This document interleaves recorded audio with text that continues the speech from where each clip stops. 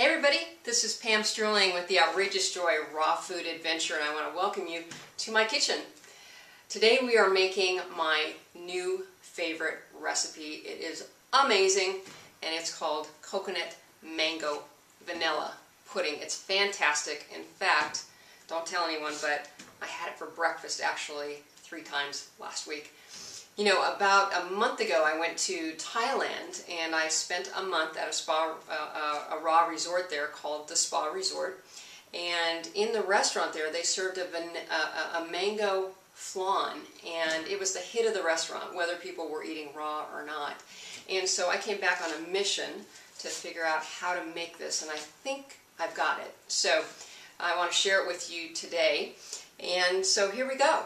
We're going to start with a cup of coconut meat, and this took about 2 coconuts. Sometimes you can get a whole cup of coconut meat out of just 1 coconut, but I would buy 2 at the store just to make sure that you have enough. So we're going to start with a cup of coconut meat, and then we're going to add a cup of mango. Now if you can find fresh mango, that's always the best. There's nothing better than fresh mango.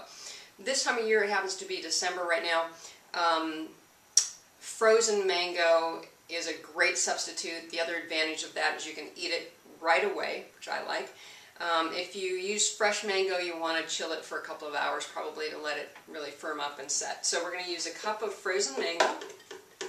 And this is a recipe that you could adapt and use other kinds of fruits as well. So if you were wanting a lower glycemic pudding, you might want to use raspberries or strawberries or blueberries or something that's a little lower on the glycemic index. So we're using mango and coconut. Now we're going to add a ½ cup of cashews. Now I've soaked these for about 15 minutes.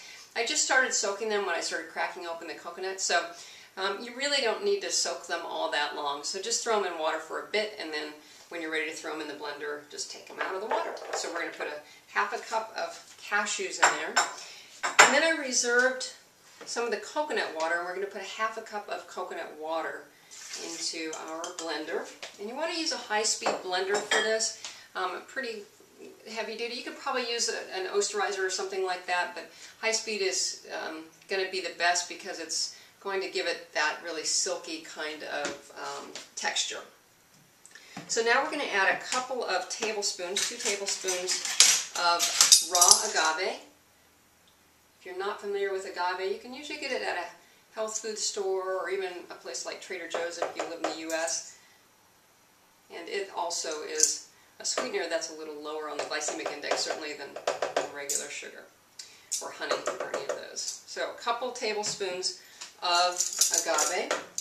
And then we're going to add in a tablespoon, I'm just going to dip this back in there, of coconut oil or coconut butter. It actually, the oil firms up when it's less than room temperature, so I'm going to add that in, and that gives it not only a great coconut flavor, but also helps to smooth it out and give it a little thickness as well. So now we're going to add in a few more things. Another ingredient is our vanilla. Now you could use an actual vanilla bean for this. You'd probably use about 1, or I just use the liquid vanilla, and we're just going to do 1½ teaspoons here. There we go. And now our spices. We're going to put in 1/4 teaspoon of cinnamon, and then 1/4 teaspoon of nutmeg, and just 1/8 teaspoon or a dash of cardamom. Now if you're not used to using cardamom in your cooking, or your dishes, I really encourage you to venture out. Cardamom it's interesting, it's used in 2 places most prominently, and that's in Sweden in baking, and so you find a lot of cardamom breads or cardamom buns, and then also in India. So a lot of the Indian dishes, entrees, have cardamom in them. So it's interesting that it's in those 2 places, but I grew up in a Swedish home, and so I love cardamom. So we're going to put in just 1/8 teaspoon of cardamom in there.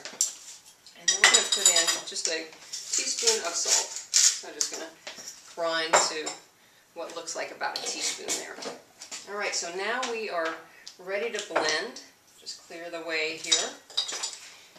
And we're going to want to blend this for a good at least 30 seconds, and I will probably give it another blend after that as well. So, and on the highest speed that you can. So blend it on the highest speed as you can for at least 30 seconds, if not a minute. So here we go.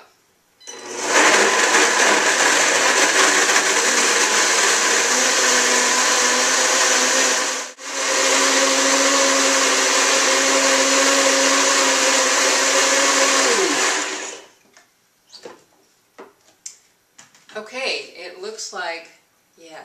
So we have a very silky, smooth texture now. Everything's been blended. It has sort of a beautiful, sort of orangey, sort of almost a buttery color to it. And we're just going to put that right in our little pudding cup.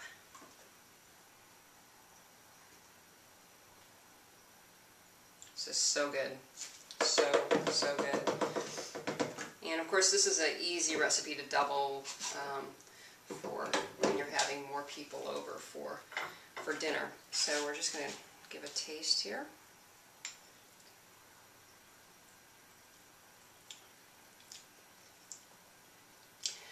This is so good.